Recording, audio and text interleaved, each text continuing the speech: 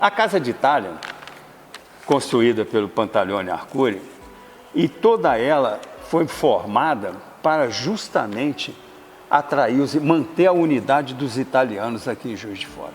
O objetivo disso aqui, tudo era isso. Era obter. Então as festas eram italianas, mas não é só festa de dança, não. Festa junina, festa do padroeiro, eram todas, a família italiana vinha com tudo, vinha, e não era assim não, é pai, mãe, filho, avô, tia, avó, todo mundo vinha, era um volume de gente aqui muito grande. E tinha o cinema também. O cinema era em cadeiras, agora aqui já era um pouco diferente. Já a cabine é um pouco ali em cima, vocês vão ver ali, tem um buraco ali em cima, é onde ficava o projetor. Então você não ouvia o barulho da máquina. Inaugurado em 1939, esse projetor foi fabricado em Turim e veio direto aqui para a Casa de Itália, em Juiz de Fora. E ele foi usado por muito pouco tempo, apenas 3 anos. E quando digo nesses 3 anos, era apenas aos domingos, que tinham a sessão de cinema, né? Depois de passar o filme, tinha que rebobinar ele todinho, sabe? E interessante, quando arrebentava o filme, né? Ele era colado com esmalte de mulher, passava e colava certinho, ficava ótimo. Mas aqui tinha locais para ter filme à noite e filme de dia. Não tinha só um horário, não. E vinha a família inteira também. A história do cinema remonta a tempos idos do Renascimento, a época em que os teatros começaram a ser alterados pela noção crescente de perspectiva. A nova noção de perspectiva fazia com que as pessoas exigissem cada vez mais do depuramento do espaço cenográfico, e isso teve uma resposta em termos de arquitetura. E agora surgem os espaços com o chamado palco italiano. É a estrutura de palco cercada por 3 paredes fechadas, uma parede aberta com a boca de cena, a partir do qual toda a plateia tinha noção visual a partir do mesmo ângulo, né? Então a forma de se depurar o cenário foi muito maior, porque perdeu a noção de entendimento da performance em 360 graus e passou a uma performance com uma visada única. Permitia esconder toda a parte técnica de palco, de luzes, de cenografia, as varas cênicas, as varas luminotécnicas na parte de urdimento dos palcos, né? Permitia toda uma parte de expressividade do que era apresentado a partir dos sistemas de luzes embutidos, como as luzes das ribaltas. Então tudo isso fez com que essa fosse a predileção de espaço performático em todo o período renascentista, em todo o período barroco. Bom, com o Teatro da Casa de Itália e com vários outros ambientes multifuncionais como esse, não foi diferente.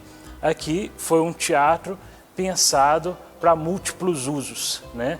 Ele não nasceu nem tão somente para ser um teatro, nem uma casa de ópera, nem um cinema. Ele nasceu como um salão de bailes para grandes eventos da comunidade italiana. Mas aqui tem uma coisa que aqui em Juiz de Fora eu não encontrei em outro lugar. É justamente aquele conjunto que acompanha o cinema mudo, a sonoplastia do cinema mudo. Era aquele conjunto, era um piano, era uma bateria, era um violão, tinha um conjunto que acompanhava o cinema mudo.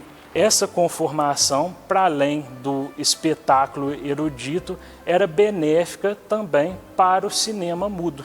O cinema entra dentro desse escopo de uma maneira despretensiosa.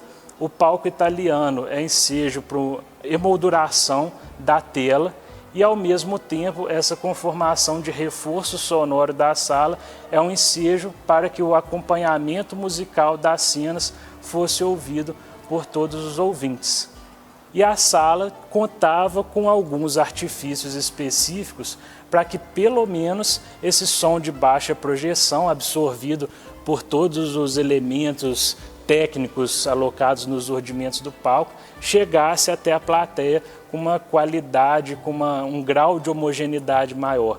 É onde a gente vê alguns artifícios da própria sala, como o forro em caixotão, que foi utilizado desde o século XVIII até agora, pouco no século XX, como um recurso de difusão sonora. E a necessidade da Itália, e no caso do Mussolini, de promover a Itália da época.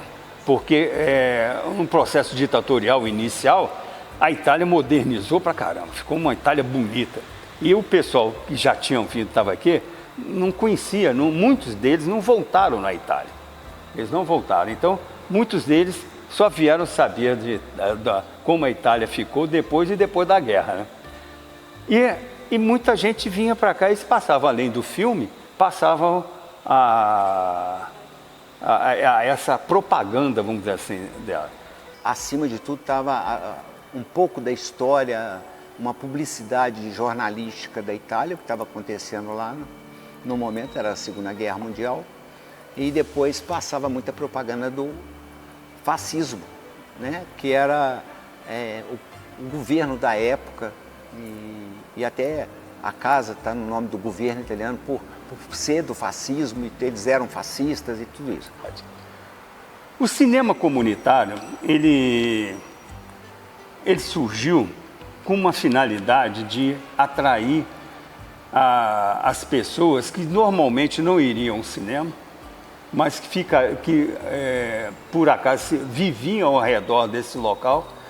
E esses cinemas, eles atraíam essas pessoas para aquilo que eles queriam. Por exemplo, as igrejas queriam manter as crianças junto à sua formação católica ou outra, mas a maior parte era católica.